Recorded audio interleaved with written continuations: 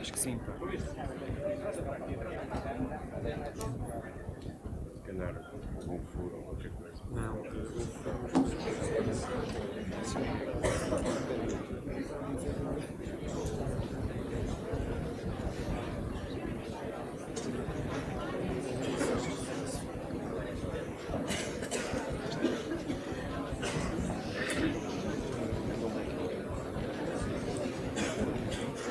Obrigado, João.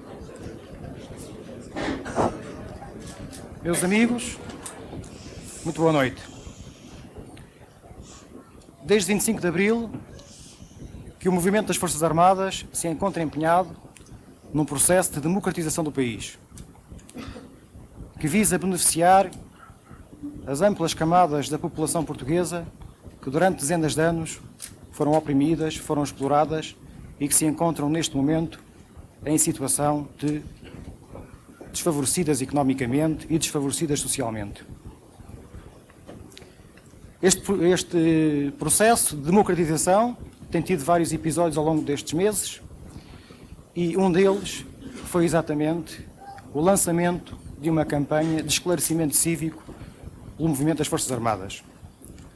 Do norte a sul do país, nas ilhas adjacentes, nos núcleos de imigrantes portugueses, as Forças Armadas têm feito um esforço para mostrar que é com o povo português e não para o povo português que é necessário fazer a reestruturação do país, fazer a reconstrução nacional que se impõe. Se outras virtudes não tivessem estas campanhas, e alguns erros também, uma delas seria o reatamento de um diálogo entre todos os cidadãos portugueses, de um diálogo entre os portugueses de que estávamos afastados durante dezenas e dezenas de anos. Porque nós pensamos que é apenas através de um diálogo. O diálogo tem que ser franco, tem que ser aberto, que tem que ser solidamente alicerçado nas realidades concretas do povo português. É que é possível realmente partir para a construção do futuro. Hoje temos entre nós alguns elementos do movimento das Forças Armadas que, por razões da posição que ocupam, não estão com frequência em sessões como estas que se passam, como eu disse, de norte a sul do país. Mas estão sempre connosco porque realmente é um dos nossos, que é o Primeiro-Ministro, são muitos dos nossos que estão no Conselho de Estado e os que se encontram aqui, os elementos das Forças Armadas, estão neste momento aqui também para nos esclarecermos sobre realmente os problemas com que o país se debruça. O Sr. Primeiro-Ministro, que vai, portanto, a partir de uma sessão de esclarecimento, fazer uma comunicação ao país sobre os problemas que o preocupam e sobre os problemas com que se debruça neste momento, está aqui, melhor do que em outro local, no local indicado para falar a todo o povo português. Muito obrigado.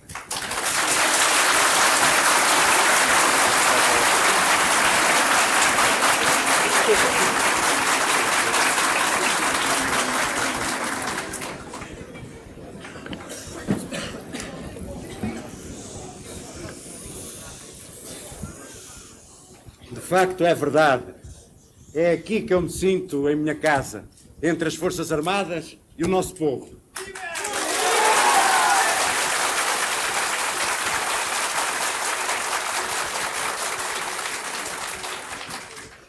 Eu procurei vir aqui a uma sessão de dinamização das Forças Armadas, precisamente porque quero manifestar publicamente quanta esperança e quanta confiança nós temos nesta ação cívica desenvolvida pelas Forças Armadas no seio, em particular, das classes trabalhadoras.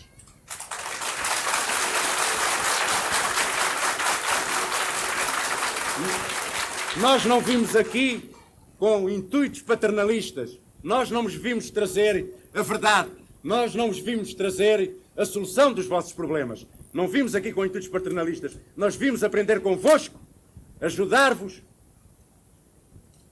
e aprender convosco, repito, porque é no contacto direto com as populações que as Forças Armadas avaliam das suas necessidades concretas, e não na teoria dos livros.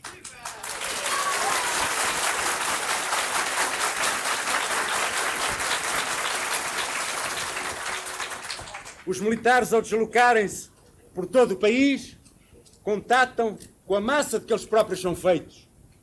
Os militares verificam no local os problemas das populações. E quando regressam, vão mais conscientes dos seus deveres para com a sua pátria, das pesadas responsabilidades que hoje cabem aos militares no desenvolvimento deste processo revolucionário que é ímpar, digamos, na nossa história. O povo português tem hoje uma oportunidade rara de abrir à sua frente um futuro que tem que ser construído pelo próprio povo em conjugação com as Forças Armadas. Para esse futuro, nós fizemos o 25 de Abril. Nós procuramos dar os passos que necessário for para que, de facto, possamos construir no nosso país uma verdadeira democracia política, económica e social. Nós consideramos que é uma função fundamental das Forças Armadas vir aqui até vós. Todos os militares, desde o oficial ao soldado, ao modesto soldado, um militar, antes de mais, é um educador. Mas os educadores têm que aprender com aqueles que procuram educar, com aqueles que procuram ensinar, com aqueles que procuram ajudar. Só assim desempenharão eficazmente as suas funções de educadores. Os militares, quando regressam destas sessões, eles próprios vão mais politizados, vão mais conscientes das suas tarefas, vão mais democráticos. Nós também democratizamos as Forças Armadas com estas sessões de esclarecimento cívico da nossa população. E fortalecemos assim a unidade povo-Forças Armadas, que é uma condição fundamental do nosso progresso em paz e sem tiros.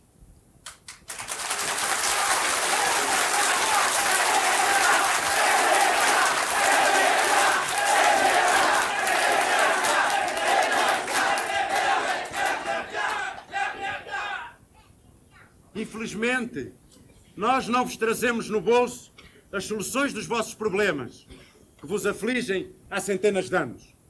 Mas ao escutamos as populações, fazemos um inventário, ficamos com a ideia das suas necessidades, apontamos, isto é fundamental, o caminho da tomada de consciência acerca das forças que se opõem à satisfação das necessidades mais elementares do nosso povo. Apontamos o caminho da associação, do associativismo, da união que faz a força, o caminho da libertação de mitos ancestrais que amedrontam tanta gente há tanto tempo. Detectamos as mentiras, desmascaramos calúnias. Aos peitos dos nossos soldados também há crucifixos. Os nossos soldados também se deslocam a vós com crucifixos ao peito.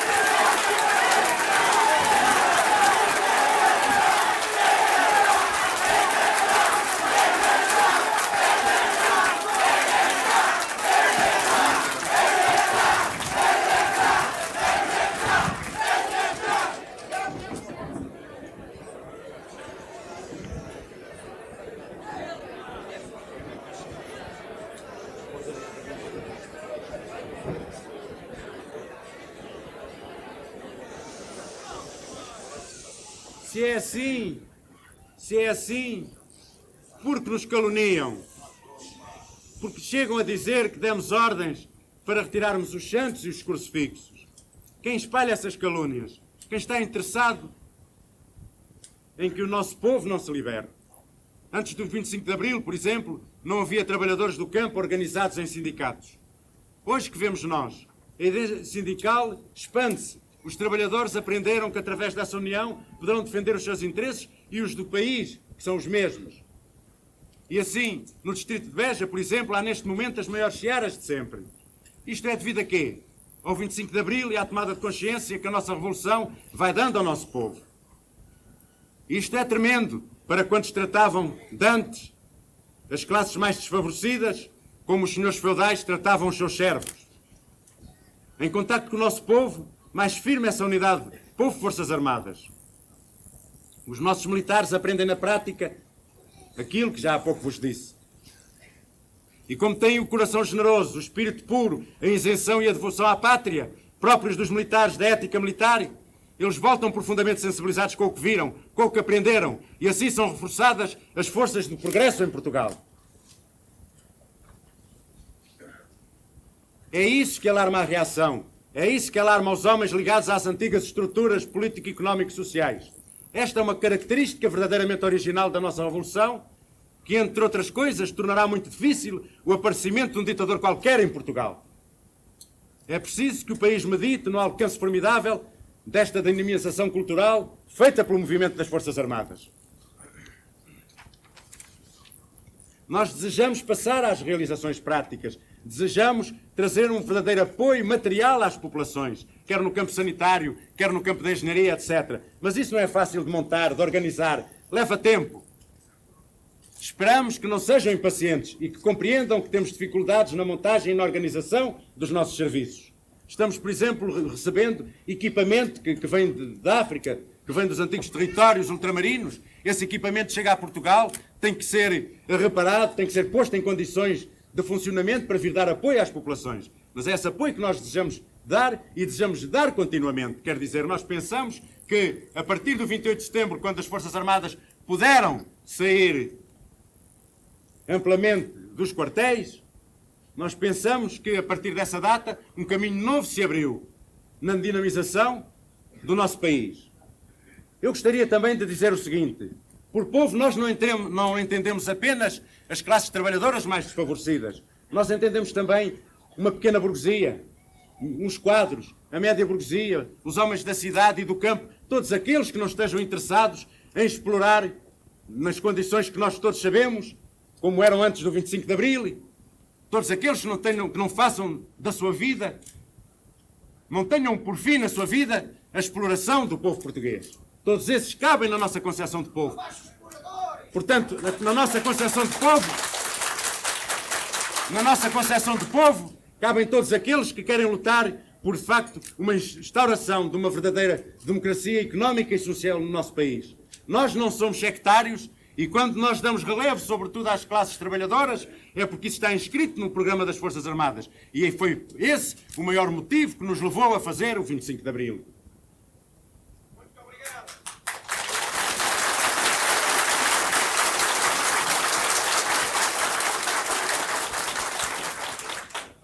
Há quem critique a dinamização cultural, há quem aponte defeitos nossos. Nós, de facto, temos defeitos, mas o traço fundamental, o traço que mais caracteriza a nossa ação é um traço positivo. Mesmo que mais não fizéssemos, bastava estas conversações, este estreitamento de relações, esta amizade que se forma entre os militares e a população, para que estas campanhas já tivessem bastante valor.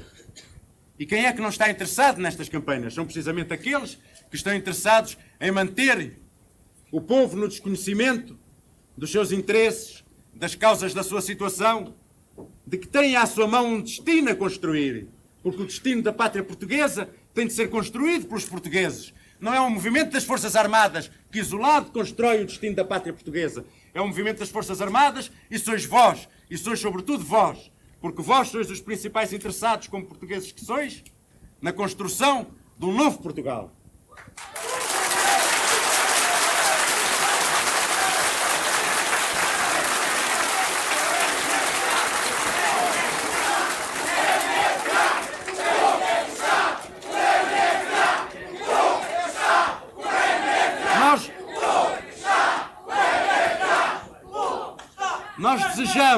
Nós desejamos que o povo português seja um sujeito ativo da sua própria história. Quer dizer que ele próprio forge o seu próprio destino e que não seja apenas um objeto passivo da história. Nós queremos que ele seja, de facto, o motor da sua própria história, em estreita ligação com as Forças Armadas Portuguesas.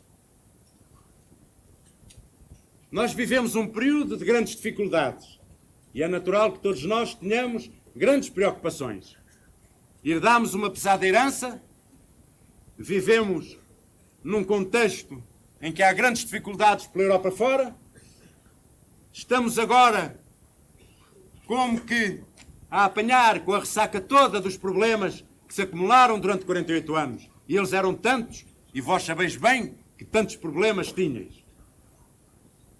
entre esses problemas, entre essas preocupações que mais estão presentes na nossa mente, eu desejaria salientar algumas. Uma delas é o problema do saneamento do aparelho administrativo público. Nós herdámos um aparelho administrativo em que o Estado não estava interessado. O Estado não estava interessado que a função pública fosse dignificada, fosse competente, fosse apta. Estava apenas interessado em que a função pública servisse os interesses dos grupos dominantes e, portanto, que fosse abúlica, que não tivesse um verdadeiro entusiasmo pela coisa nacional, etc. Tudo isso se reflete hoje. Tudo isso se reflete. Sem uma administração galvanizada por um projeto de desenvolvimento para o futuro, nós temos grandes dificuldades em andar, de facto, para a frente. Isso está diretamente ligado ao saneamento. Saneamento, falando genericamente. É preciso que nós tenhamos à frente da função pública, como das empresas, pessoas capazes, pessoas dinâmicas, pessoas imbuídas do espírito do 25 de Abril. Pessoas que queiram, de facto, formar um Portugal novo. Temos muita burocracia, muito legalismo. Há muitas pessoas que, habituadas do anterior, não assumem verdadeiramente as suas responsabilidades, têm medo das responsabilidades, então agarram-se muito à burocracia e ao legalismo. Mas é preciso vencer isso. É preciso que os melhores sejam colocados à frente dos lugares mais importantes. É preciso que tenhamos, de facto, uma democracia da competência. Daí nós compreendermos a ansiedade que, por vezes, nós notamos no país no que respeita ao saneamento. Nós, recentemente, aprovámos uma nova lei do saneamento. E o saneamento passou a uma responsabilidade maior das Forças Armadas. Mas o saneamento não é perseguição vesga, nem perseguição vingativa. Nós temos que ter presentes que todos os homens são transformáveis. Nós queremos gente competente. Nós não devemos sanear cegamente, porque então, nesse caso, nós não somos justos, somos injustos. E com a injustiça dos nossos atos, nós comprometemos o nosso futuro, comprometemos o ideal, porque nos batemos. Nós temos...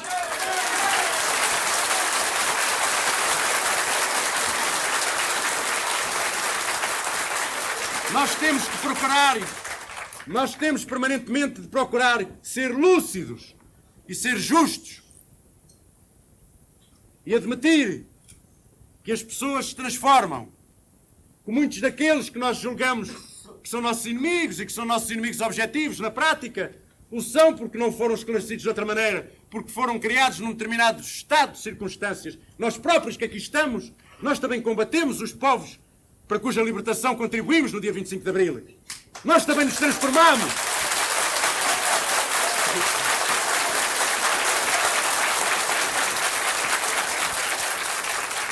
A tolerância não significa fraqueza.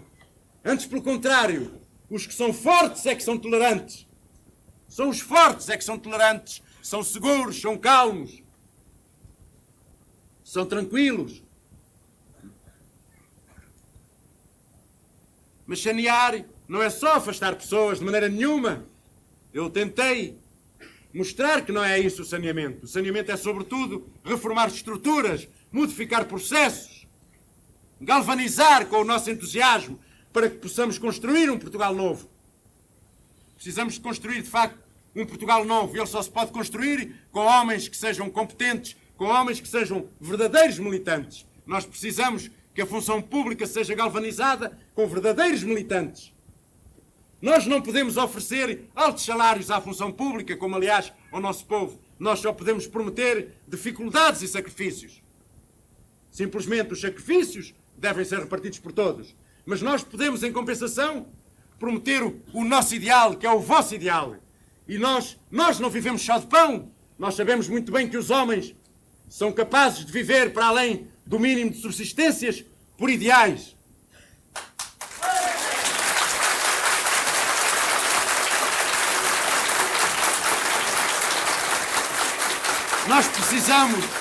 Nós precisamos desses homens com ideal na função pública. É esse o sentido do saneamento que nós queremos imprimir. Queremos trazer aqueles homens que há lá dentro e que têm o verdadeiro ideal democrático e revolucionário do 25 de Abril para responsabilidades que estejam à altura do seu ideal. e para que trabalhem no sentido do progresso que nós necessitamos. Portanto, o saneamento não deve alarmar ninguém. Há pessoas que andam alarmadas com o saneamento. Mas porquê? Quem é que se alarma com o saneamento? Só quem tenha problemas de consciência. Mas aqueles que tenham confiança nas virtualidades da nossa revolução não se devem alarmar com isso. Porque esse é o caminho de colocar os competentes, os honestos e os homens de ideal à frente de todos os locais, quer públicos, quer mesmo privados, quer casas do povo, quer sindicatos, de todas as associações, etc., ao serviço da nossa pátria. Muito bem!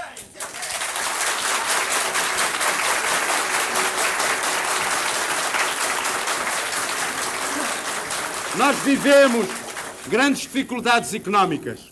Nós estamos pagando os custos políticos e económicos da revolução que fizemos e ainda não temos realizado na prática aquilo que nós desejaríamos ter realizado. Mas nós não podemos de um momento para o outro transformar um país. Nós temos procurado dar passos nesse sentido e temos-los dado. Não seriam os passos que nós desejaríamos já ter dado. Têm sido os passos possíveis. E é preciso termos consciência disso. É preciso termos consciência que isto é uma luta cotidiana, travada a todos os níveis. E é uma luta profunda. Temos de ter consciência disso.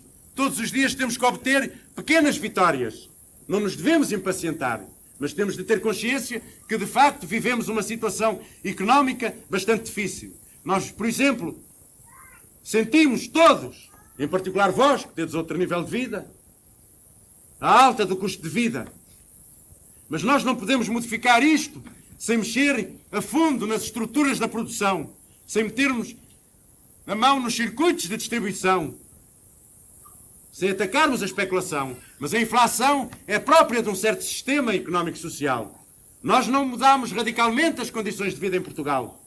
Tudo faremos para que essas condições venham a ser modificadas à medida que o nosso país amadureça para os passos que deva dar. Mas nós não somos nenhum revolucionários loucos que pensemos que de um dia para o outro trazemos a lua e a terra e o paraíso aos portugueses.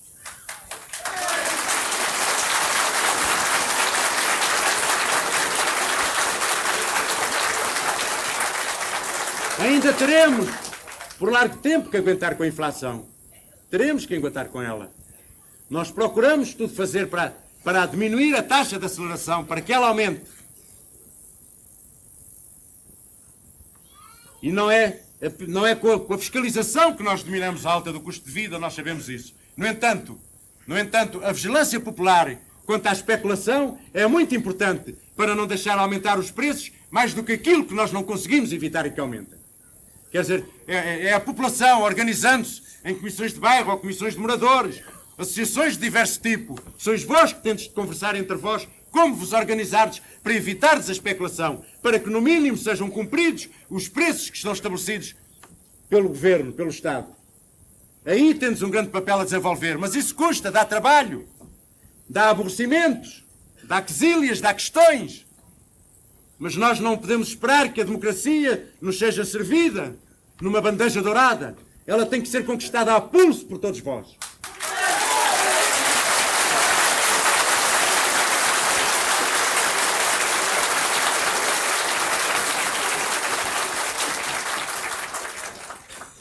Nós também temos falta de investimento privado. Queixam-se, dizem que têm falta de confiança no nosso processo. Mas a grande parte daqueles que dizem que têm falta de confiança em nós é gente que espera fazer voltar este processo para trás. Mas este processo não voltará para trás.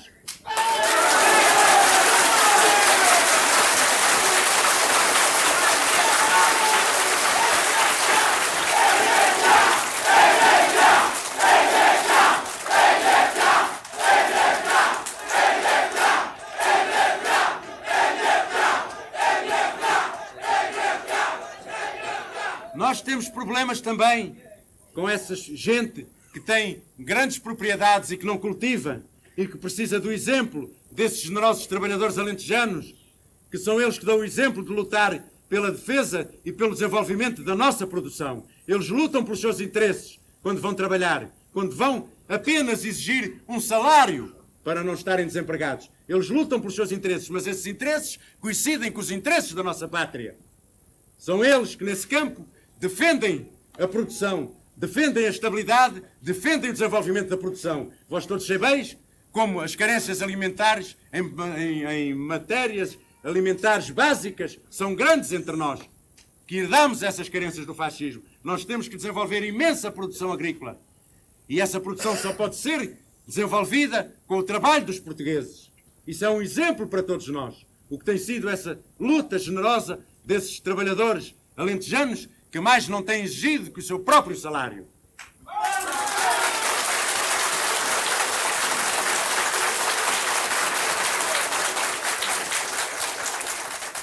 Nós temos também problemas com empresas. Nós sabemos que herdamos uma estrutura empresarial muito distorcida. Nós sabemos isso. Sabemos que havia gente que não estava à altura de dirigir as suas empresas, mas outros estão à altura de dirigir as suas empresas. Uma empresa é um património nacional. Uma empresa é uma agremiação, é uma unidade que necessita do trabalho dos portugueses, mas do trabalho dos trabalhadores e do trabalho dos empresários. E é preciso que haja a consciência disso e que todos assumam as suas responsabilidades. Que os empresários assumam as suas responsabilidades e que os trabalhadores também assumam as suas responsabilidades. Os empresários, que são verdadeiros empresários, não se demitem e investem o produto do trabalho da sua empresa no desenvolvimento da sua própria empresa. Os empresários que se demitem não estão, de facto, à altura do movimento que vivemos. Os trabalhadores têm que ser um exemplo permanente da consciência de que é preciso, de facto, garantir a produção. Garantir a produção para a restabilização da nossa economia. De vós tem dependido muito de que a nossa economia continue a viver nas condições em que estamos envolvidos, sem ter chegado ao tal caos e à tal desgraça que nos aguardavam. Isso deve-se, em grande parte, ao trabalho dos trabalhadores. Eles têm tido essa consciência cívica.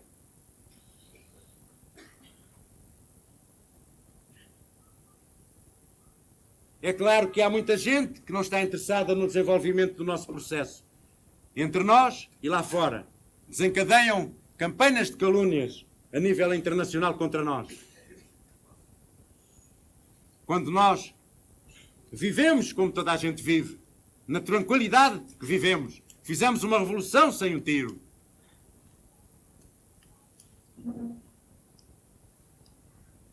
Outro problema que nos preocupa bastante é o desemprego. É certo que esse desemprego não é só nosso, é um mal de toda a crise geral que o capitalismo hoje atravessa. Simplesmente, nós com isso não resolvemos os nossos problemas. Nós temos, de facto, esse problema do desemprego e temos que o encarar seriamente.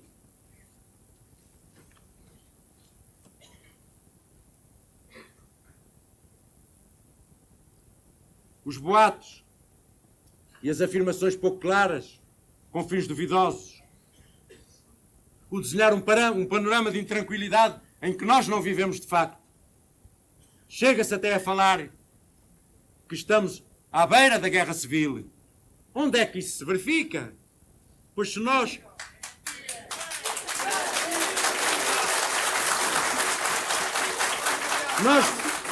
depois do 25 de Abril, tivemos 2 mudanças de presidência da República, sem sequer impormos o recolher obrigatório. Não há aqui maior prova da nossa tranquilidade.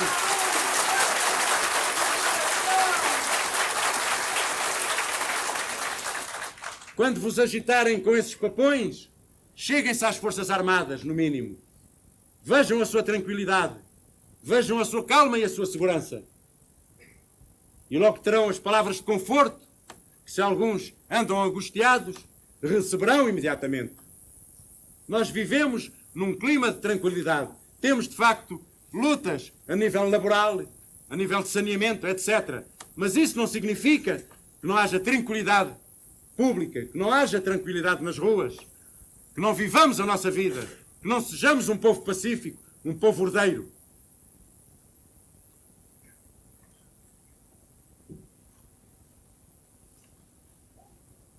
Não nos deixemos dividir por isso. Isso é muito importante. Não nos deixemos dividir. É a unidade do povo português, a unidade do povo português com as Forças Armadas, que poderão garantir um processo que se desenvolve num ritmo pacífico, num ritmo sereno. Embora isto possa ser considerado paradoxal em face das lutas e dos problemas que nós hoje verificamos ou nas fábricas ou no campo, etc. Mas nós temos de ter a consciência que vivemos uma revolução, que se têm operado apreciáveis transformações no nosso país e que tudo isso se tem operado sem tiros.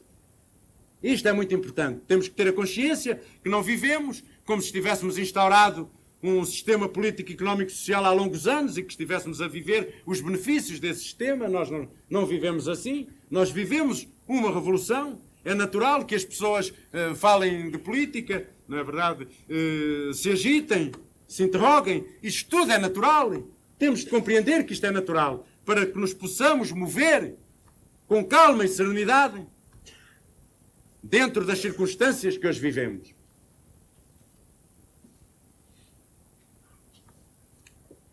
Gostaria de falar noutro problema também que me preocupa, que é o do desenvolvimento de tendências extremistas e muito esquerdistas entre as classes trabalhadoras. Eu penso que isso não contribui para a unidade dos trabalhadores, nem para a sua lucidez. Essas tendências podem encontrar entre nós um campo fácil, em virtude de que estivemos 48 anos despolitizados. Mas os trabalhadores devem ser sensatos, ser lúcidos, analisar conscientemente a situação que vivem. Porque se nós entrarmos no campo da demagogia ou do extremismo, nós podemos comprometer este processo. Porque nós temos, hoje mais do que nunca, de consolidar a democracia entre nós, consolidar a nossa economia. Nós não podemos dar com a nossa economia de pantanas. Nós temos de a consolidar. Isso exige sacrifício dos trabalhadores e exige sacrifício também dos detentores do capital. Isso é verdade. E eu sei que causa uma certa perturbação não se ver passos, digamos, dados mais firmemente no sentido de exigir também os sacrifícios aos detentores do capital. Eu sei que podem ser feitas essas críticas. Podem-nos até acusar de brandura. Mas, se há de facto confiança no movimento das Forças Armadas, pensemos antes de mais na economia nacional. Não vivamos só o âmbito restrito, limitado da nossa empresa, mas vivamos à escala nacional. Pensemos que a economia nacional é feita da produção de todas as empresas portuguesas, quer na cidade, quer no campo. Pensemos que devemos consolidar, de facto, a produção, porque isso nos libertará de problemas imediatos a resolver e poderemos dedicar-nos a outros, aos problemas das relações de trabalho, aos problemas das condições sociais de trabalho, etc. Eu não estou aqui a falar de maneira oportunista. Eu peço atenção para as nossas realidades. Atenção para as nossas realidades. Nós não estamos interessados em voltar atrás. Nem o movimento das Forças Armadas o permitirá. Nós andaremos para a frente. Precisamos de dar passos firmes, sólidos e seguros. É preferível dar esses passos seguros, sólidos, firmes e numa certa cadência do que darmos cambalhotas para a frente e depois voltarmos atrás.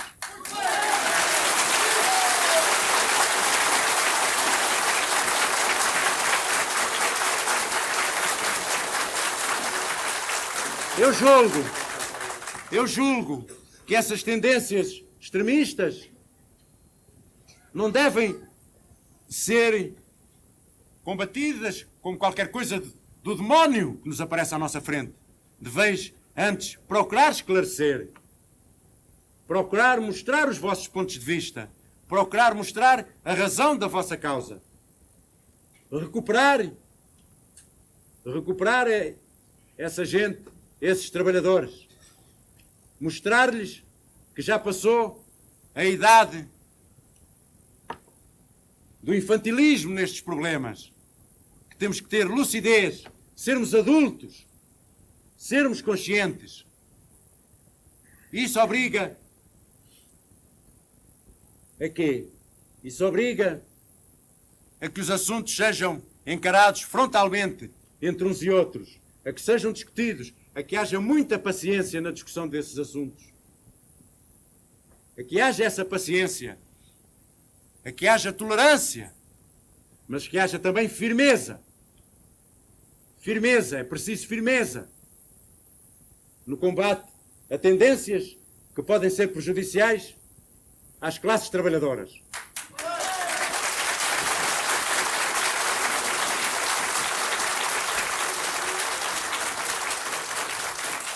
Há uma série de problemas socioprofissionais em que tendes os vossos interesses comuns, que deveis discutir os vossos interesses. Não vos deixeis dividir por questões ideológicas de lana caprina. Questões ideológicas fundamentais, sim, essas são outras. Mas pensai que tendes os vossos interesses socioprofissionais. Pensai que os pequenos empresários também têm problemas quando se lhes fazem exigências que eles não podem satisfazer. E que dessas exigências pode resultar o fecho de uma pequena empresa e vós ficardes no desemprego.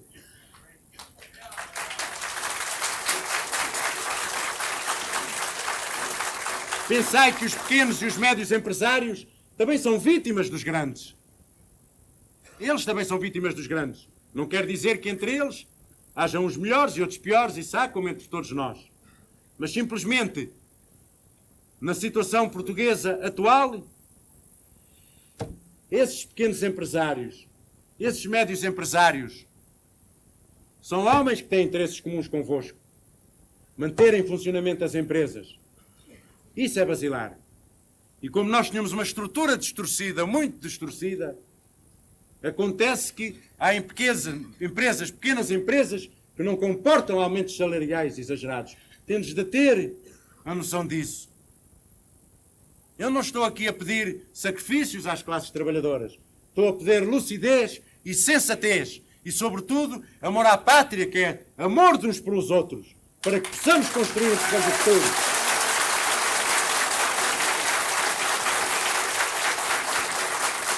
E é preciso também muita atenção àqueles que metem cunhas no nosso seio para nos dividir. Isso é preciso muita atenção. É a tal vigilância popular que eu tantas vezes falo. Não é uma vigilância pidesca. É uma vigilância que se exerce falando abertamente às pessoas. Porquê é que você me está a dizer isso? Porquê é que você foi dizer àquele nas minhas costas isto, aquilo e aquilo outro e não me disse na minha frente? Novas relações têm de se estabelecer. Relações de verdade. Relações de honestidade entre uns e outros. Devemos desmascarar imediatamente a mentira. Porque essa mentira divide-nos.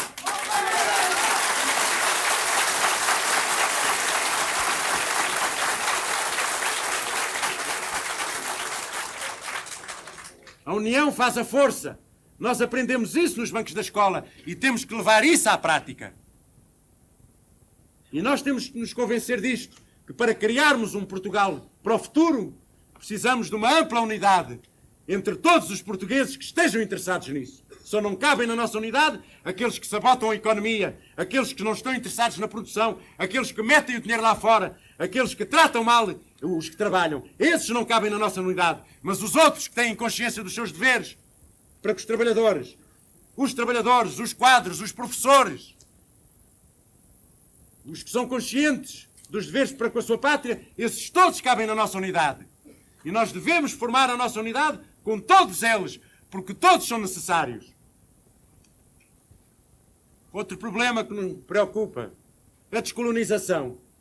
Nós fizemos estes acordos todos num tempo quase recorde. Eu penso que é uma vitória extraordinária do movimento das Forças Armadas. Os nossos militares deixaram de ir para a guerra e vão para a paz. Mas não quer dizer que não possam ainda ter de combater.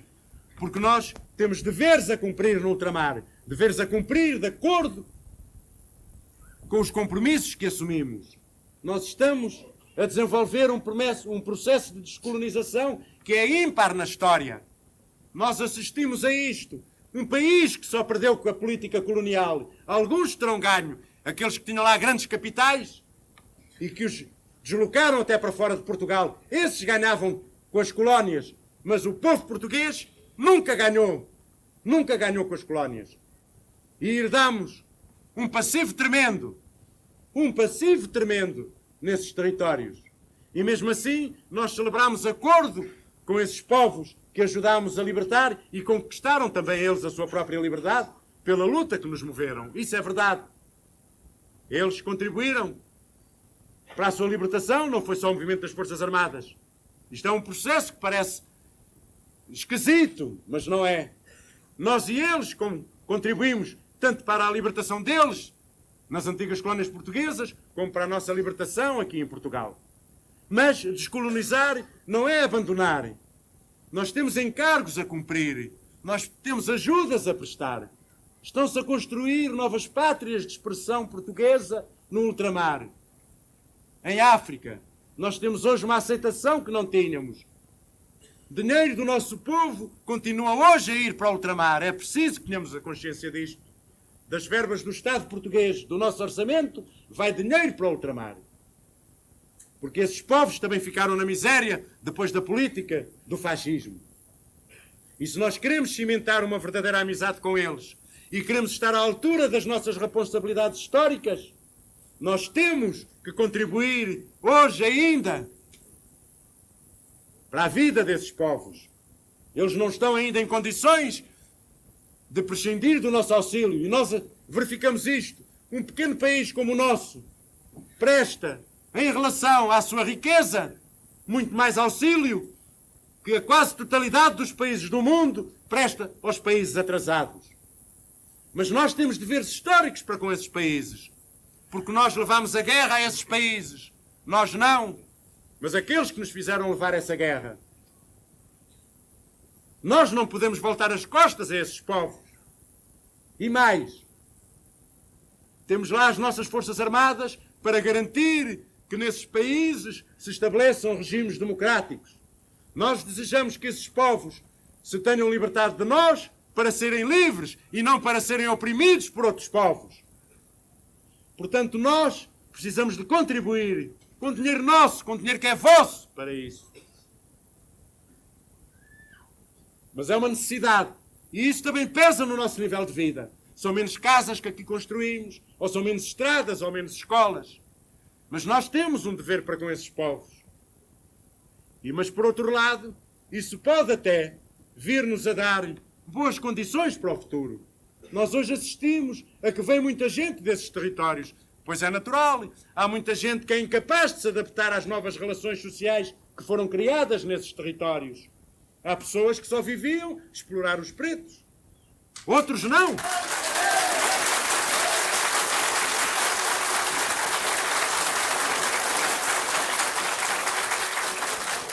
Há pessoas que não são suscetíveis de se adaptar às novas relações sociais que se estabeleceram com os povos africanos. Voltam e dizem isto. Dizem que as Forças Armadas entregaram pedaços de Portugal. Isso é uma profunda mentira, porque não há nenhum povo que possa ser livre se oprimir outros povos. Se tiver bocados da terra dos outros.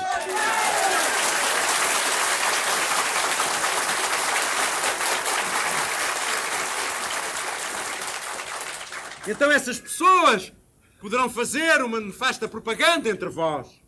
Vós deveis estar alerta contra isso. E digo-vos que hoje assiste-se a este movimento. Há uns que não se adaptam e que vêm de lá para cá, mas há outros que são mais generosos, que são novos e que têm outras ideias e que vão de cá para lá. Porque eles precisam que vão daqui para lá médicos e que vão daqui para lá professores e que vão daqui para lá técnicos e que vão daqui para lá, inclusive, trabalhadores especializados. Mas é preciso que vão pensando que, por serem brancos, não são mais que os pretos.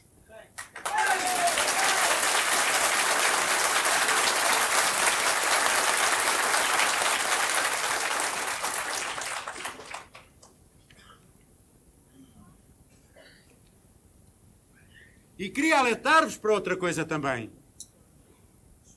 É que nós continuamos a mandar soldados para os antigos territórios enquanto tivermos os deveres a cumprir de harmonia com os nossos compromissos. Nós empenhamos a nossa palavra em acordos com esses povos e temos de cumprir esses acordos.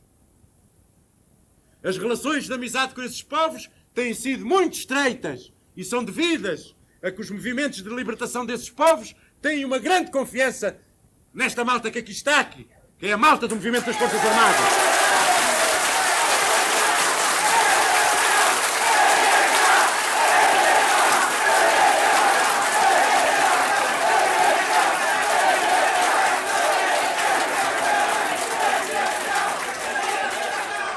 Sem o movimento das Forças Armadas não era possível conduzir um processo de descolonização como tem sido conduzido. Podereis ter a certeza absoluta disso. Foram os homens das Forças Armadas que estiveram na base deste grandioso processo de descolonização.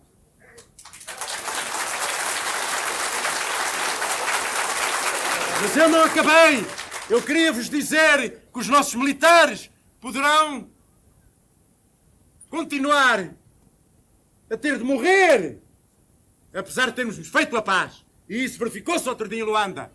Mas isso não é pela nossa vontade. As nossas tropas estão ali para garantir que a independência desses povos se realize. Nós não desejamos a morte dos nossos soldados, mas temos, acima de tudo, de cumprir com a nossa honra e com os nossos compromissos. E não podemos aqui andar-nos a enganar e dizer a malta vai para lá agora e não corre riscos. Corre, sim, senhor, corre riscos. Mas estes riscos hoje são os riscos da paz, são os riscos de uma luta justa e de uma luta honrosa.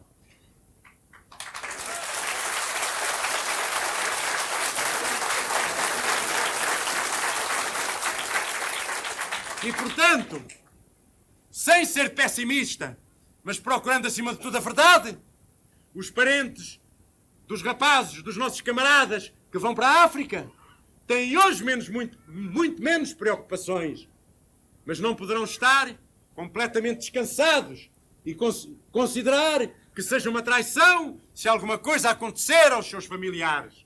Eu não vos venho aqui trazer tintas negras. Estou-vos apenas a dizer a verdade, porque outro dia morreram camaradas nossos em Luanda, em defesa da paz e não em defesa da guerra.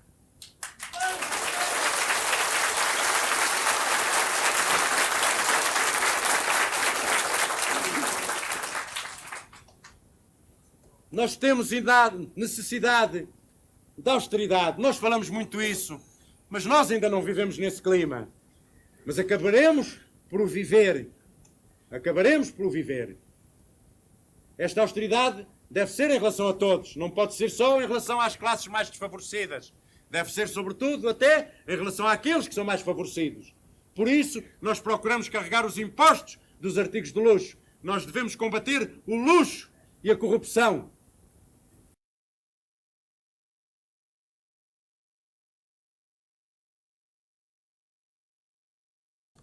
Os problemas com a Igreja.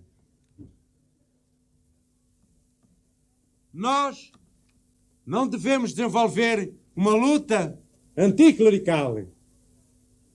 Nós sabemos que a maioria do nosso povo é cristão.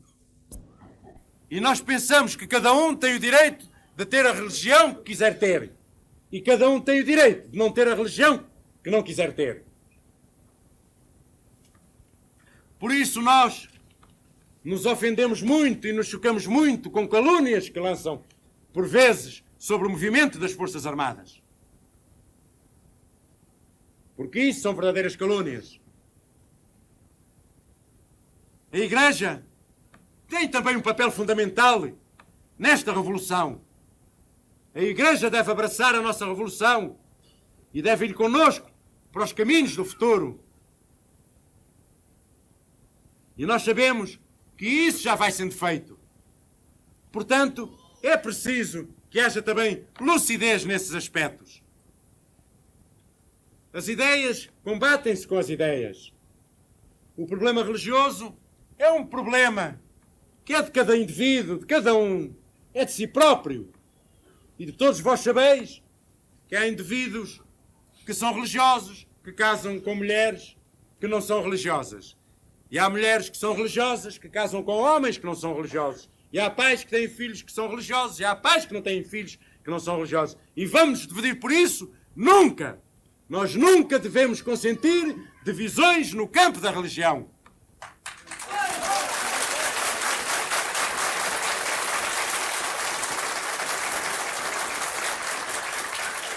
E nós devemos estar alerta para quem nos queira dividir a propósito desse âmbito da nossa consciência. Devemos estar alerta.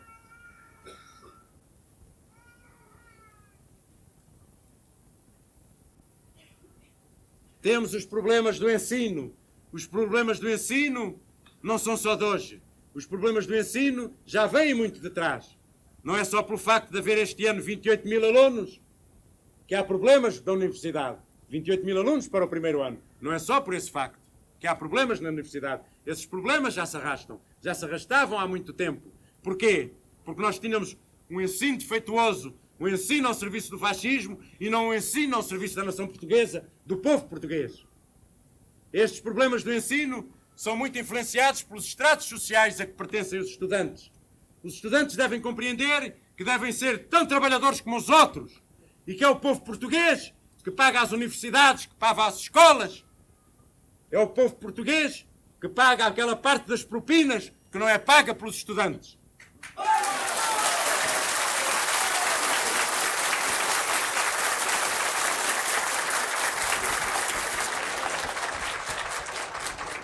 Os estudantes são generosos, mas também são facilmente levados por essa generosidade dos 20 anos e trocam as nuvens por Juno, quer dizer, veem a realidade onde está a ilusão. O trabalho dos estudantes conscientes é na universidade, é nas escolas. Nós sabemos que as relações entre os professores e os estudantes devem ser modificadas e elas têm sido modificadas. Mas também não se pode inverter as relações entre professores e estudantes. E os estudantes não podem passar a mandar nos professores. Nem os professores devem mandar nos estudantes, nem os estudantes devem mandar nos professores. Deve haver relações de colaboração e de respeito mútuo. Os professores devem ter a consciência de que devem assumir as suas responsabilidades pelo seu exemplo e pela sua competência. Eu nunca vi estudantes desrespeitarem professores que sejam competentes e que sejam capazes. E se os desrespeitam, é porque então há ações perniciosas no seio dos estudantes que é preciso combater. E não são todos os portugueses podem contribuir para o combate a essas tendências e essas ações que há entre os estudantes e que os levam até a chamar fascista ao movimento das Forças Armadas. Então eles tratam-nos como antes tratavam os verdadeiros fascistas. Como é isso possível? É essa a verdadeira unidade nacional? É esse o caminho do progresso e do reforço da democracia? Nós aprovámos decretos sobre gestão da universidade e sobre gestão das escolas que são dos mais democráticos que existem na Europa, que têm em consideração a participação dos estudantes, a participação dos alunos, a participação dos professores. Mas esses decretos são para gente capaz, para gente consciente, para gente sensata.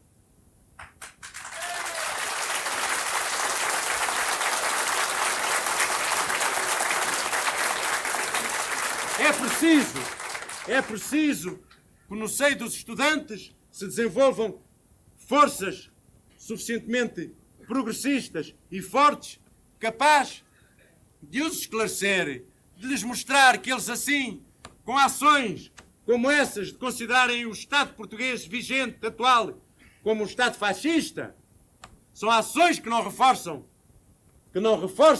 a unidade dos portugueses, nem reforçam a nossa democracia. E essas ações estão nitidamente ligadas aos estratos sociais a que os estudantes pertencem. E eles devem fazer um esforço para compreender verdadeiramente a revolução que hoje está a passar em Portugal. Nós sabemos que estes problemas não são só dos estudantes portugueses. Lá fora também tem havido estes problemas. E nos países mais diferentes uns dos outros. Desde uma França a uma Argélia, que é um país muito atrasado, que era um país que estava num nível de atraso parecido com o nosso. E nesses países houve necessidade de levar a verdadeira realidade da vida a esses estudantes.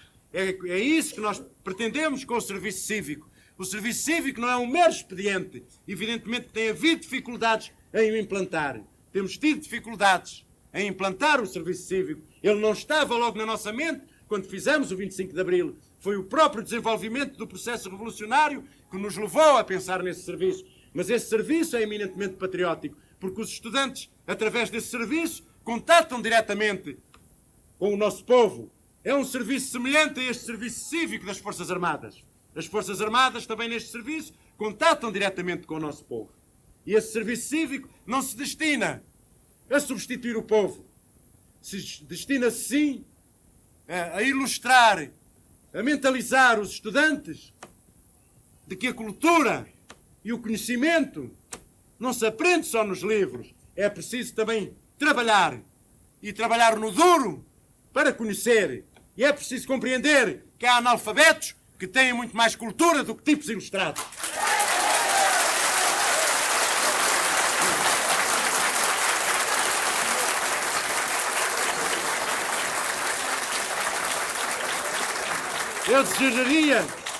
Eu desejaria também declarar aqui solenemente que este ano não haverá passagens administrativas. As finanças públicas não se compadecem com isso.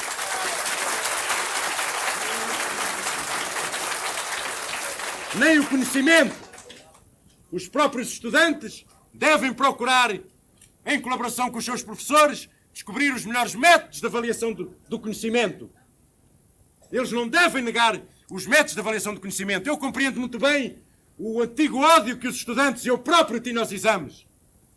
Da maneira que eles eram feitos. Esse ódio era um ódio justo. Simplesmente não se vai passar de liquidar esses antigos exames que tinham até um aspecto eminentemente repressivo. Não se vai passar da liquidação desses exames à liquidação da avaliação dos conhecimentos. Os estudantes devem ser eles próprios a ter brio e a ter honra nos conhecimentos que aprendem na universidade. Devem ter a consciência de que são também os trabalhadores. E quando estão na universidade a trabalhar, o povo aguarda que eles saiam cá para fora, homens competentes e capazes.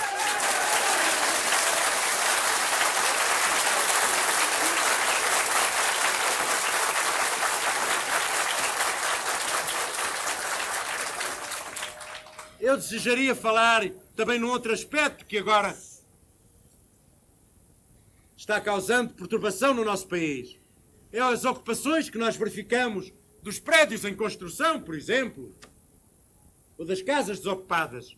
Eu considero que isso, embora corresponda à aspiração justa de uma casa a que todos têm direito, isso não consolida a nossa revolução. E eu pergunto, que lógica há em ocupar um prédio que está em construção?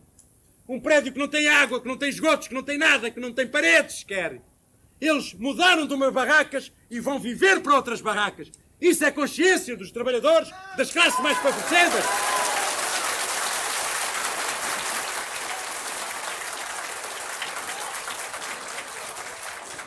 Pois bem, devem ser os trabalhadores mais conscientes, deve ser o povo mais consciente, mesmo esses homens mais conscientes que vivem nas barracas, que devem dizer aos seus companheiros que não façam isso. Eles assim não estão a combater a exploração do homem pelo homem. Estão a agravar as condições em que vive o nosso país. Estão a prejudicar a produção. Porque quando eles vão ocupar esses prédios, os trabalhadores que estavam a fazer a construção ficam desempregados.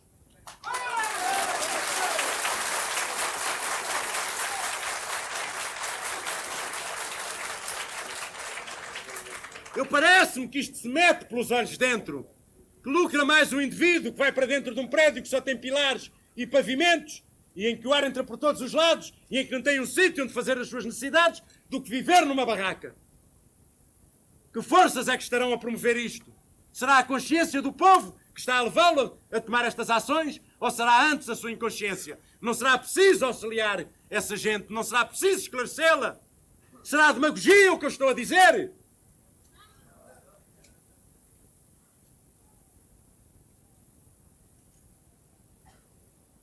Eu desejaria focar uma coisa muito importante. Eu penso que o momento histórico que estamos a viver é um momento comparável a 1820, a 1836, a 1910. Nessas datas, perspectivas se abriram ao futuro dos portugueses e essas perspectivas foram iludidas. Pois bem, é um dever de honra do movimento das Forças Armadas e de todas as forças progressivas e patrióticas do nosso país que não deixem quebrar-se essa esperança, que nós desta vez não percamos o nosso futuro. E é preciso termos a consciência do movimento em que vivemos. Nós vivemos um momento histórico, um momento como não viveram os nossos pais, como não sabemos se viverão os nossos filhos. Estes momentos são raros na história portuguesa. É preciso termos a consciência disso e é preciso que, tendo a consciência de que somos os construtores do nosso futuro, saibamos dar os passos com lucidez. Eu repito, estou farto hoje aqui de falar na lucidez, mas a lucidez está ao alcance de todos. E dois homens são mais lúcidos que um só. É conversardes entre vós, é discutirdes, é procurardes, de facto, os caminhos que interessam a vós, que são os caminhos que interessam à nossa pátria. Sendo lúcidos, pelo facto de muitos dos portugueses não saber ler, não quer dizer que sejam lúcidos. Eles aprenderam na sua vida prática, na sua vida cotidiana, eles sabem resolver os seus problemas cotidianos, eles sustentam a sua família. Há muita gente que não sabe ler nem escrever e que mandou os filhos estudarem. Os filhos dessa gente nunca devem renegar os seus pais, nunca devem renegar os seus pais.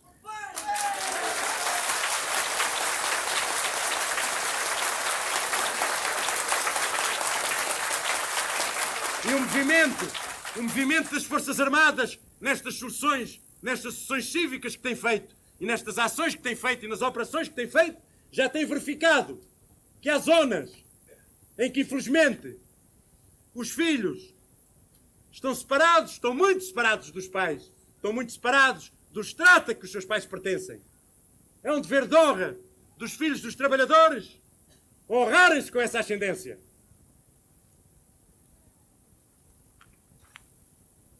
Há um problema também que é muito importante para o povo português. É definir bem quem é o seu inimigo. Porque há uma coisa muito importante. Eu penso que mesmo os nossos partidos políticos devem ter isso em atenção. É que a reação e o fascismo ainda não morreram em Portugal, ainda não estão completamente batidos. E nós devemos ter isto bem presente.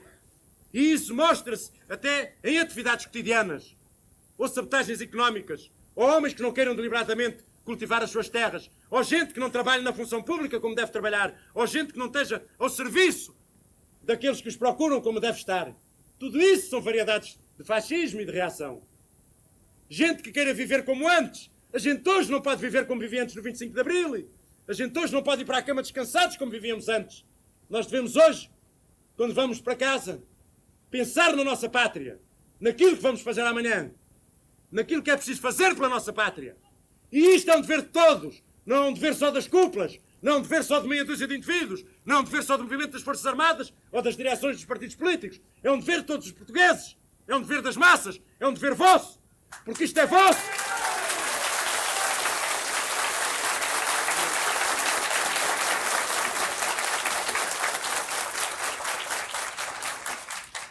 Deveis ter isso bem presente.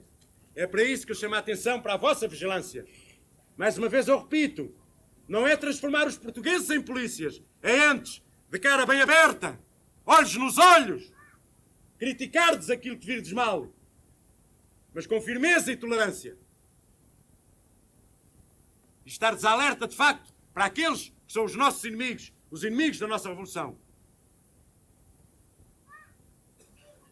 Quais são as vias para o povo português vencerem o seu caminho do futuro e do progresso?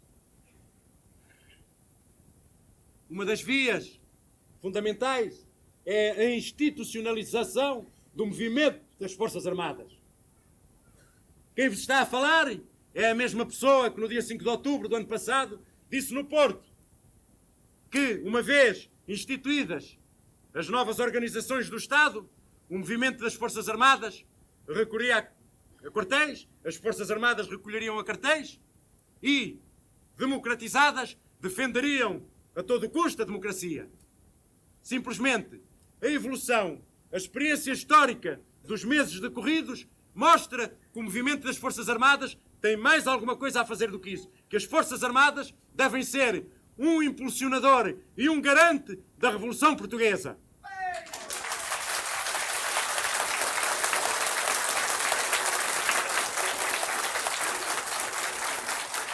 Todos os dias nos chegam apoios de todos os lados para intervirmos neste setor ou naquele setor da vida nacional. É a confiança que as populações têm em nós. É a capacidade de decisão dos militares. É a sua isenção. É a sua generosidade, o espírito de sacrifício.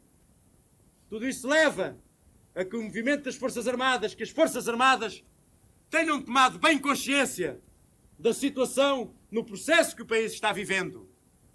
E tenham verificado que o seu papel, em conjugação com as outras forças, com todos aqueles partidos que estejam animados dos mesmos desejos que nós, porque nós não podemos fazer isto sozinhos. A Revolução Portuguesa não se pode fazer sozinha. Ela é, basicamente, do povo português. O movimento das Forças Armadas é um aliado de todos aqueles que tenham as ideias que estão no nosso programa. Nós pensamos que sobre os nossos ombros há uma grave responsabilidade histórica a cumprir. Nós não desejamos apenas mudar as moscas em Portugal e que o resto fique na mesma. E julgamos que já temos dado bastantes indícios disso. Nós desejamos, de facto, que no nosso país seja construído com firmeza um caminho verdadeiro para a democracia política, económica e social. Não só para a democracia política, mas para a democracia económica e para a democracia social. E para isso, o nosso movimento, as Forças Armadas, têm de continuar a sua tarefa. Ela não termina quando forem institucionalizadas, quando começarem a funcionar os novos órgãos da soberania da nação, que hão de ser estabelecidos na futura Constituinte.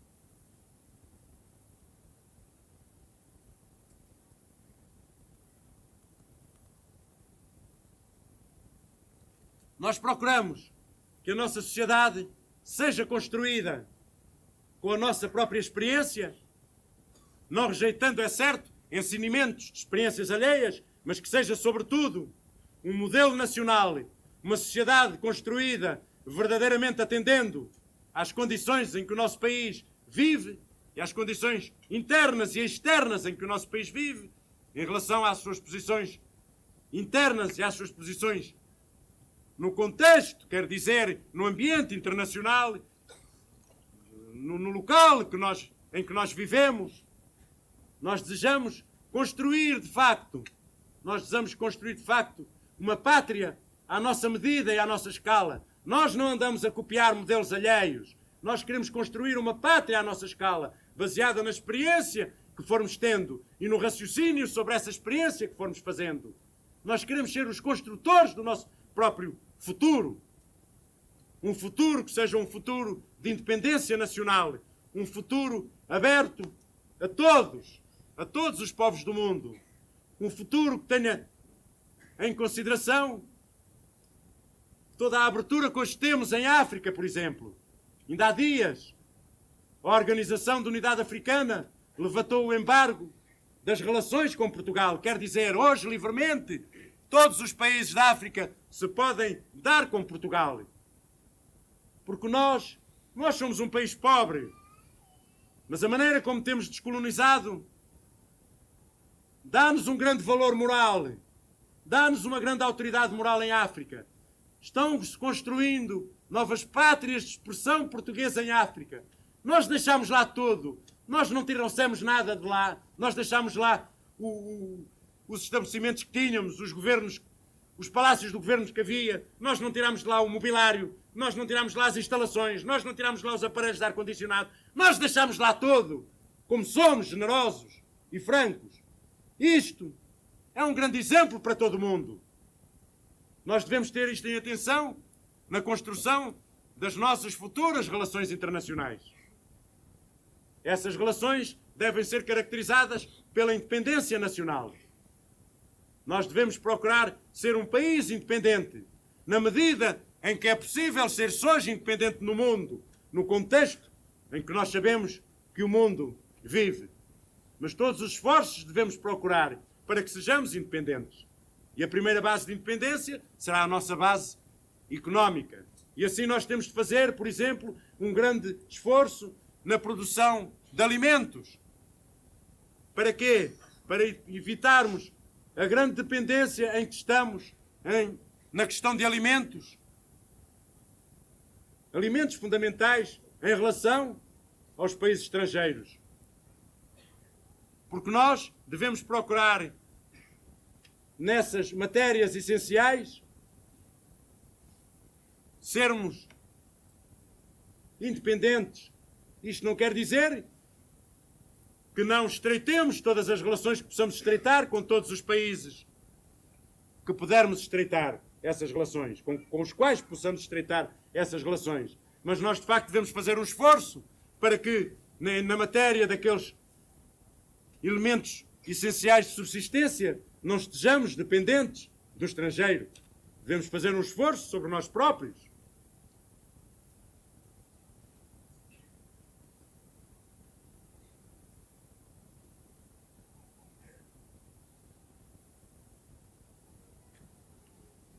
Nós vamos, dentro de dias, vai ser apresentado um programa económico e social. Pois bem, para que esse programa económico e social possa ir para a frente, é necessária uma participação ativa e impulsionadora do movimento das Forças Armadas em aliança com todos aqueles que estejam dispostos a ir para a frente connosco. Mas nós pensamos que é fundamental que nós sejamos impulsionadores e garantes desse programa económico e social. Esse programa que do qual dentro de pouco tereis conhecimento, define orientações gerais. É um instrumento de trabalho. É uma plataforma de compromisso entre o movimento das Forças Armadas e os partidos de coligação.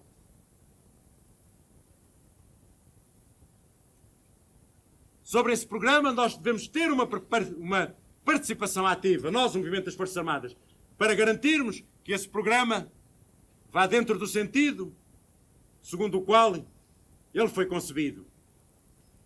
Daí também essa necessidade de institucionalização do movimento das Forças Armadas. Esse programa aponta uma via socializante e dentro de outras eu desejaria salientar como mais progressivas algumas das medidas que a seguir vou ler. O controle do sistema bancário, a lei sobre o arrendamento rural, sobre os baldeus, sobre os planos de exploração, sobre os regadios, a nacionalização de algumas indústrias de base, a racionalização dos circuitos comerciais, quer dizer, a procura, o estabelecimento de circuitos comerciais entre os produtores e os consumidores que não sejam dominados pelos intermediários parasitas.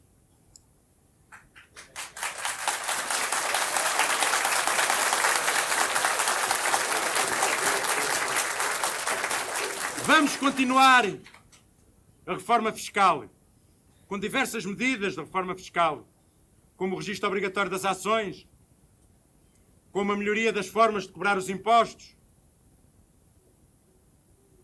como medidas para evitar a fraude e a evasão fiscal,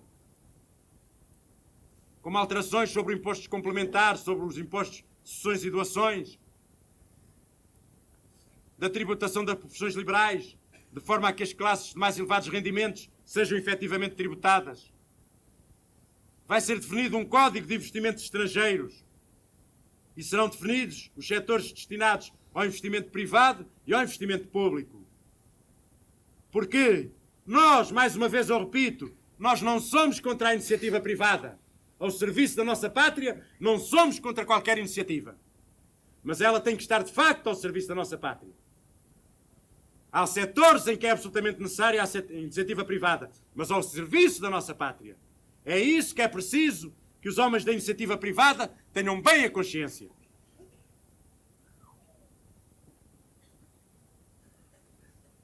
vamos também lançar uma coerente gestão das participações do Estado. Quer dizer, o Estado tem participações em numerosas empresas. Nós vamos procurar que dessas participações o Estado tire os melhores resultados, não só sobre o ponto de vista económico, mas também sobre o ponto de vista social.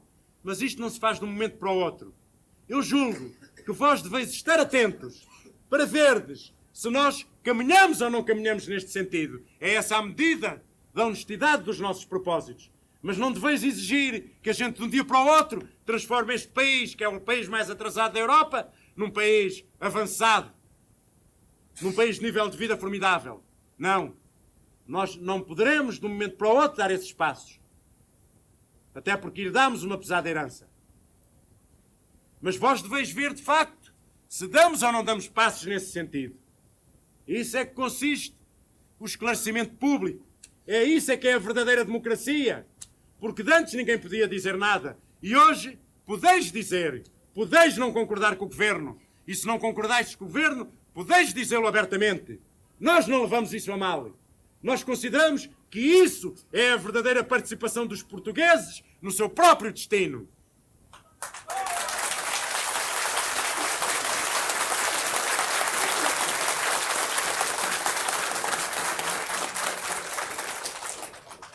No campo da segurança social, temos introduzido e vamos introduzir algumas importantes melhorias nos esquemas de segurança, aumentando e estendendo as regalias à generalidade da população.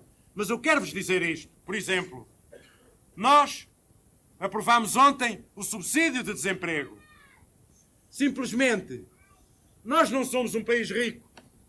E como não somos um país rico e devemos ser um país realista, nós temos limites a esse subsídio do desemprego. E então não podemos cobrir todo o campo das pessoas que desejaríamos cobrir.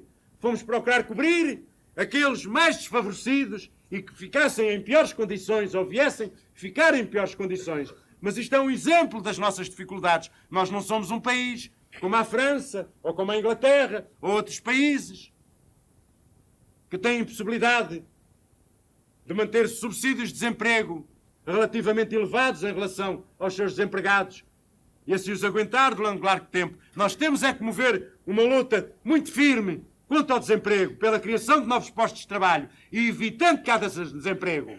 E nessa luta estamos todos interessados. Mas nós temos limites, por exemplo, também ao alargamento da segurança social ao meio rural, por exemplo. É evidente que temos limites. Ainda um dia destes, as coisas não nos saíram muito bem na formulação e houve pessoas que julgaram que iriam receber um aumento de tanto quando iam receber menos. Isso não foi uma falsa demagogia ou propaganda, porque o governo atual não usa isso, nem o movimento das Forças Armadas. Isso saiu mal. A gente vai explicar que isso saiu mal. Simplesmente, nós estamos fazendo um esforço. Agora, nós temos a consciência que esse esforço, nas condições atuais, não é aquele que nós gostaríamos de fazer, não é aquele que satisfaria as classes mais desfavorecidas, mas é um sinal, é um caminho, é um apontamento. E não há nenhum país que tenha feito a sua revolução, que tenha caminhado para o futuro sem sacrifícios, sem austeridade. Porque há dois aspectos fundamentais nesta coisa do dinheiro. Há o investimento e ao consumo. É claro que um trabalhador que ganha pouco gasta tudo no seu consumo. Até quase gasta tudo na sua renda de casa e na sua alimentação. Mas aqueles que ganham mais já podem reservar alguma coisa de parte. Assim também um país. Um país que produz mais já pode reservar mais de parte para quê? Para o investimento, não para o consumo. Nós hoje estamos a consumir mais e bem mais. Estamos a consumir hoje mais e bem mais do que as nossas possibilidades. Porquê? Porque havia uma destruição formidável nos salários. Nós só fizemos esse aumento dos salários para o salário mínimo. Não fizemos nenhuma coisa monumental. Fizemos aquilo que poderíamos fazer no momento. Nós sabemos muito bem que somos um dos países mais atrasados da Europa, se não o mais atrasado. nós temos de ter a consciência disso, do sacrifício que isso implica, evidentemente, não só a nós, como também aos homens, aos detentores do capital. E nós fazemos tensão de que eles também paguem para essa austeridade. Simplesmente, aqueles que mais alguma coisa têm, e eu estou-me agora até a lembrar de um fotógrafo que encontrei no Algarve, que dizia assim, eu não tinha quase nada, eu não tinha nada ali ao canto do milheiro, mas tinha lá 500 paus, e agarrei naqueles 500 paus e fui comprar uma obrigação dessas do Tesouro. Dessas obrigações em cuja compra o nosso povo tem mostrado a sua confiança no regime em que vive. Porque rapidamente foi esgotada a primeira emissão de 3 milhões de contos, não obstante ter havido uma participação dos bancos de cerca de 600 mil ou 700 mil. Logo nos lançamos numa outra, até 5 milhões de contos, e se esta for bem sucedida, logo nos lançaremos noutra. E o que significa isto? Significa o aproveitamento da poupança para o investimento, para a criação de novos postos de trabalho. Quer dizer, para o Estado investir em obras de caráter social, em obras de caráter coletivo, para assim nós podermos redistribuir, digamos, as desigualdades sociais que não podemos fazer desaparecer de um dia para o outro. Não podemos fazer desaparecer as desigualdades sociais de um dia para o outro. Isso também é muito importante, que todos tenhamos a consciência disso. Se estamos interessados em que elas desapareçam, então a gente tem que ter a noção que elas não desaparecem de um dia para o outro. Isso é muito importante, porque mesmo os nossos inimigos jogam muitas vezes com a nossa ignorância, prometendo mundos e fundos. E dizendo, mas afinal aqueles tipos fizeram um movimento das Forças Armadas, os preços continuam a subir, afinal, que melhoria tiveram vocês depois do 25 de Abril? É claro que houve já uma larga melhoria nas relações sociais, nas próprias relações de trabalho, nas garantias, nas liberdades públicas. Hoje é possível estarmos aqui a falar, e isso não era possível antes do 25 de Abril. E isto também tem algum preço, e nós também vivemos disto.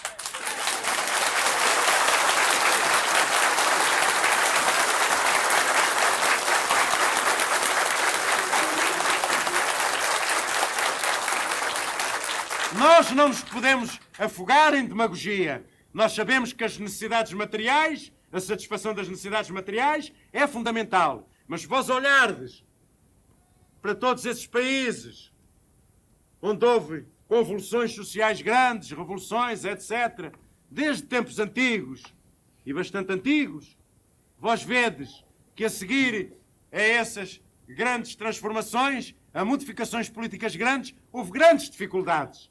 É nesse sentido que eu quereria falar da poupança e do investimento. É claro que um homem que ganha só para subsistir, ou para pouco mais do que isso, não pode investir, não pode poupar. Mas aquele que já ganha acima desse nível, esse pode poupar. E a poupança de todos os portugueses serve para o investimento da nossa pátria. E esse investimento nas mãos de um governo honrado e de gente honrada não é para satisfazer os detentores do capital, mas para satisfazer as necessidades humanas dos portugueses. É essa a confiança que deveis ter em nós.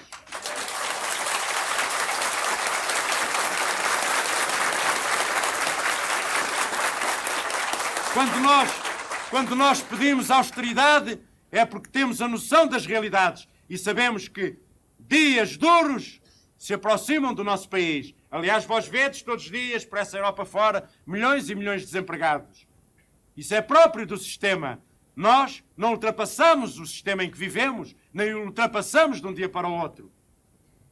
Nós queremos atingir essa sociedade justa, mas até lá, muito trabalho teremos de produzir, muito osso teremos de roer. E teremos de ter uma coisa sempre na mente, é que deveremos procurar atingir essa sociedade justa por via pacífica. Isso obriga, mais uma vez eu repito, à tal sensatez e à tal lucidez, a ver mais ao longe, mais adiante, do que do dia imediato. Se nós estivermos neste momento a darmos passos irreversíveis para o futuro, nós estamos a construir uma nova pátria para todos os portugueses. É com o nosso sacrifício.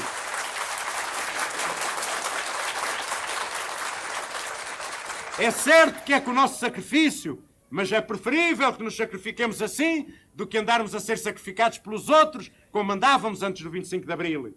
É preciso que tenhamos a consciência dos sacrifícios que é necessário fazer pela nossa pátria para que ela progrida. E também nesse aspecto devemos ser vigilantes, porque os sacrifícios não são só para meia dúzia de indivíduos, são para todos. Todos se devem sacrificar pela sua pátria. E quando não se sacrificam, lá estará a vossa vigilância a criticá-los. São os gastos supérfluos. Eu sei que as classes trabalhadoras não os podem ter, mas podem nos ter outras classes que não os devem ter. E vós, pelo vosso exemplo e por essa vigilância, vós podeis contribuir para que esses mais abastados não gastem no luxo, se envergonhem disso. E, no mínimo, não esbanjem o dinheiro e tenham a noção que esse dinheiro que é construído e que é obtido com o esforço de todos, tem uma função nacional a servir e é preciso pô-lo ao serviço do nosso país.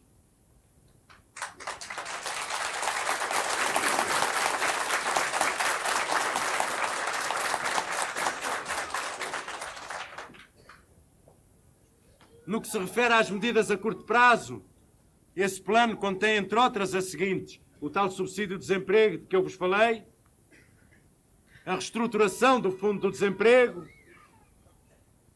a tributação dos bens de luxo e restrições às importações, a seletividade do crédito, isto é preciso que haja um controle do sistema bancário para a gente ver para onde é que vai o dinheiro do crédito que é fornecido às empresas, para onde é que vai esse crédito, se vai para compras a prestações supérfluas ou se vai para investimentos sérios, para criar postos de trabalho, para manter as empresas em funcionamento.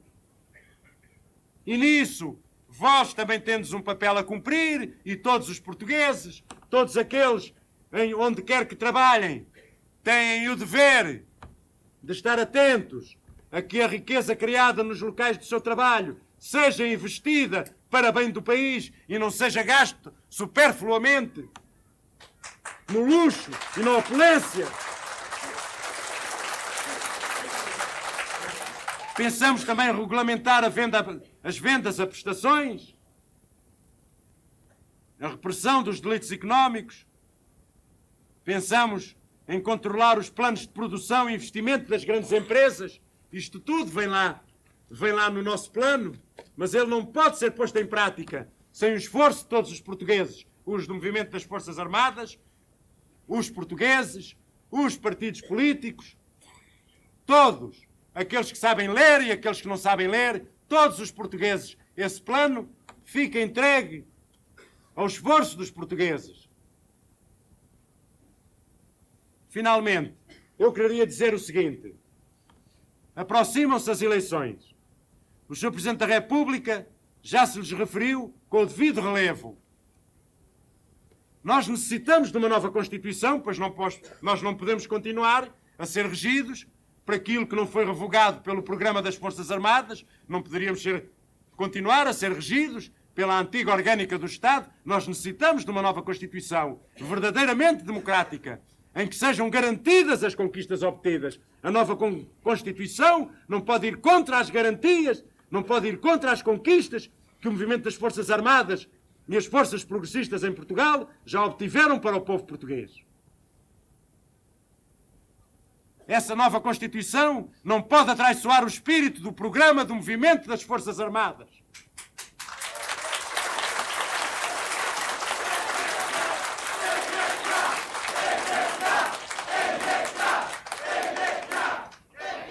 Isto é preciso que fique muito nítido na cabeça de todos nós. A nova Constituição não poderá atraiçoar o espírito do programa do movimento das Forças Armadas.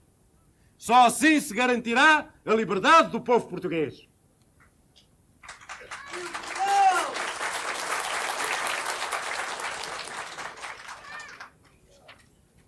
O voto do povo português não vai ser exercido contra a liberdade. Ele tem que ser exercido pela liberdade.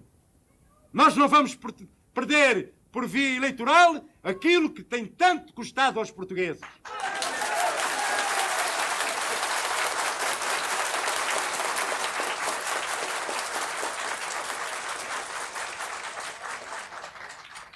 Por isso, os programas dos partidos devem ser programas progressistas, programas que tenham em conta precisamente estes objetivos. Eu daqui permito-me exortar os partidos políticos portugueses, quaisquer que sejam, que ultrapassem as suas divergências e se lancem numa campanha de esclarecimento do povo português. Que a campanha eleitoral não seja uma campanha de ódios, mas uma campanha de esclarecimento do povo português, uma campanha de unidade. Os partidos políticos ainda têm muito que se unir, ainda têm que se unir contra a reação e contra o fascismo que não desapareceram em Portugal.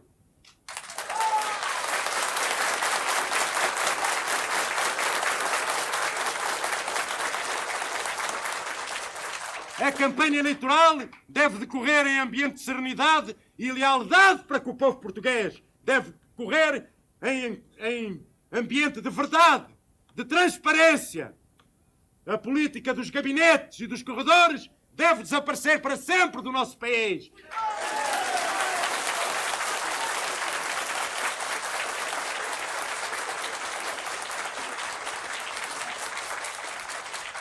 A política deve ser transparente para que o povo veja bem e aprenda.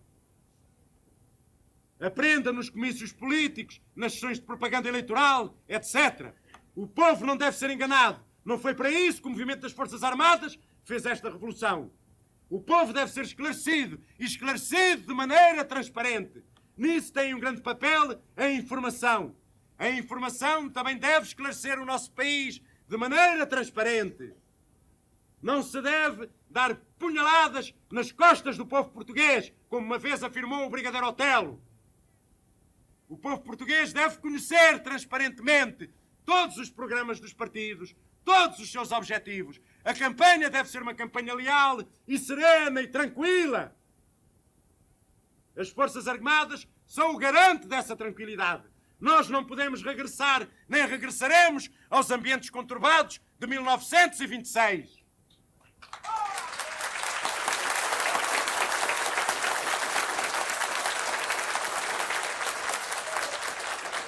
Nós precisamos de paz, de trabalho e de serenidade. Nós até devemos adotar, digamos, este ditado. Durante o trabalho é trabalhar. Trabalhar, mas trabalhar. Mas quando acabou o trabalho, então os que trabalham têm o dever de discutir política. Têm o dever de a discutir, porque se trata dos seus próprios interesses, quer sejam homens, quer sejam mulheres, quer sejam analfabetos, quer saibam os luzes. Portanto, nós temos horas para trabalhar e temos horas para discutir política.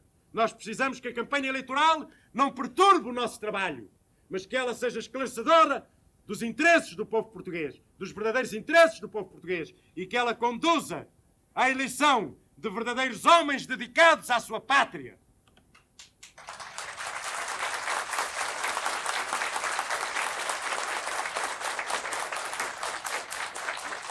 Eu daqui exorto também os órgãos de informação que continuem a apoiar o processo de democratização da nossa pátria. É certo que de vezes há erros que cometem. Todos nós cometemos erros. Quem é que não cometeu erros na sua vida? Até um pai comete erros em relação a um filho e não há ninguém que ame mais os filhos do que os próprios pais. Mas nós devemos ter atenção no seguinte: o erro é próprio da atividade humana e o que devemos salientar é aquilo que é de verdadeiramente positivo e combater os erros. E não deitar as mãos à cabeça como os perdidos e dizer: ai, que erros que cometemos. Não! Nós não devemos cometer erros irreparáveis. Erros irreparáveis não devemos cometer. É por isso que eu apelo para a sensatez e para a calma de todos os portugueses, e em particular das classes trabalhadoras, para que não sejam cometidos erros irreparáveis. Erros poderão cometê-los, mas não cometam erros irreparáveis. Cometer erros irreparáveis é voltar atrás. E nós não desejamos voltar atrás, não queremos voltar atrás, tudo faremos para que não se volte atrás. Há um outro problema, que é de facto um problema que nos deve preocupar muito, e que ele só pode ser resolvido com a participação dos trabalhadores, com os órgãos do Estado competentes e com os empresários patriotas. é o problema da reconversão da indústria portuguesa. Vós sabeis que a nossa indústria, já há bocado disse, é distorcida. Há empresas que nem têm quase viabilidade de existir.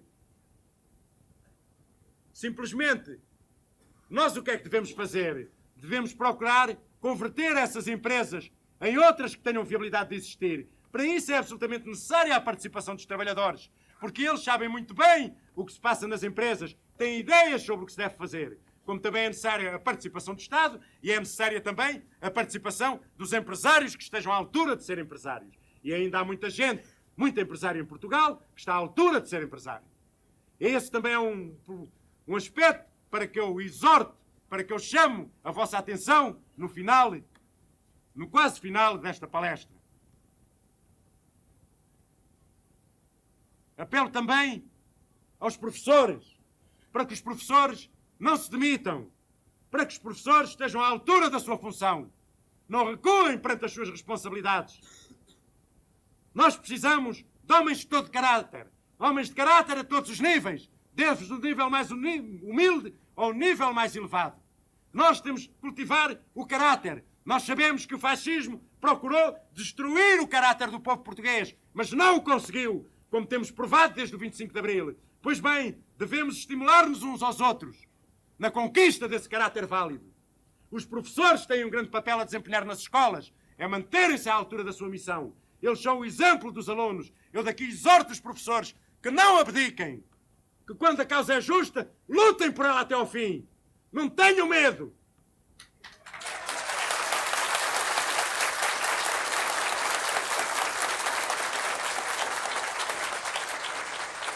Aos trabalhadores, eu faço um apelo para que mantenham uma vigilância constante sobre a produção, sobre o nível da produção. Nós estamos envolvidos numa batalha da produção e quem cria a riqueza é o trabalho. O capital é produto do trabalho. Eu também apelo ao povo português para que se organize e associe, criando cooperativas. Não tenhais medo das cooperativas. Aqueles que têm melhor a noção disto, que expliquem aos outros, que digam que hoje não é o tempo das cooperativas do antigamente. A gente sabe que as cooperativas do antigamente eram uma falsidade. Mas nós queremos constituir cooperativas e outras associações, associações de outro tipo, que vós mesmo crieis e inventeis. Queremos que a associação, nós temos bem essa crença, que a associação, que a união faz a força. Nós apelamos para a vossa unidade, apelamos para o vosso espírito associativo. Se ao princípio tendes dificuldades, se poucos se juntam à associação, tende paciência, tende perseverança, tende coragem moral para aguentardes as críticas, para aguentardes os desgostos, para serdes combativos, porque deveis ter a consciência de estáis a criar um Portugal novo. Defendei e desenvolvei o espírito associativo. Em tudo o que vos podeis associar, associai-vos. Há imensos e imensos campos em que todos nós temos interesses comuns, em que nos podemos associar uns aos outros. Isso é uma característica, deve ser uma característica da Revolução Portuguesa. O espírito associativo. A entreajuda. A união faz a força.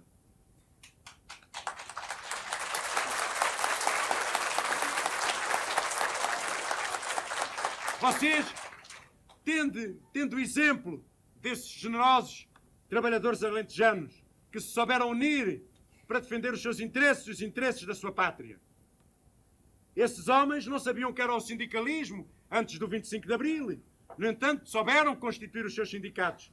Têm trabalhado ordenadamente, civicamente, pacificamente, contra todas as obstruções que têm encontrado. E até contra a malevolência que tem havido contra as suas ações. Esses homens são um exemplo do que é o espírito associativo dentro de uma nação, numa nação que quer construir uma nova democracia, quer construir o futuro.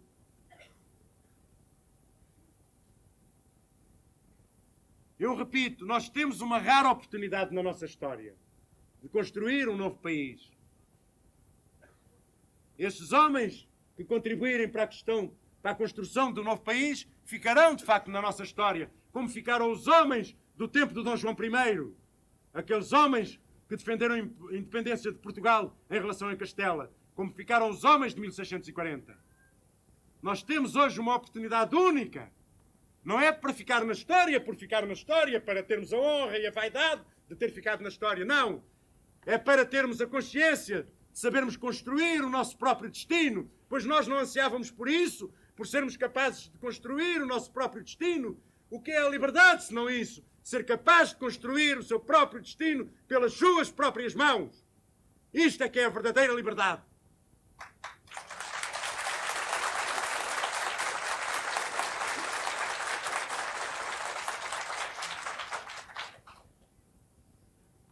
Para construirmos a sociedade justa que os bravos e generosos militares do movimento das Forças Armadas tinham no seu pensamento ao fazerem o 25 de Abril, é necessária a unidade inquebrantável do povo e das Forças Armadas.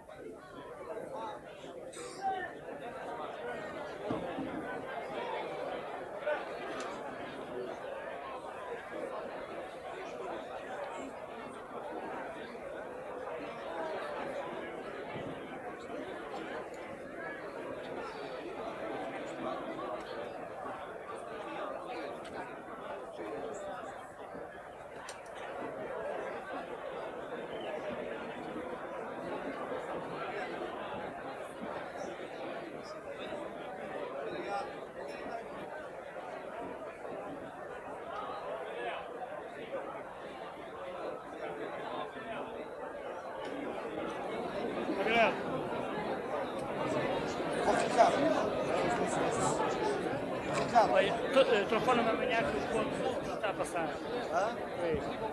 Os tipos por baixo já 2 vezes. Segunda e... Mas quais tipos?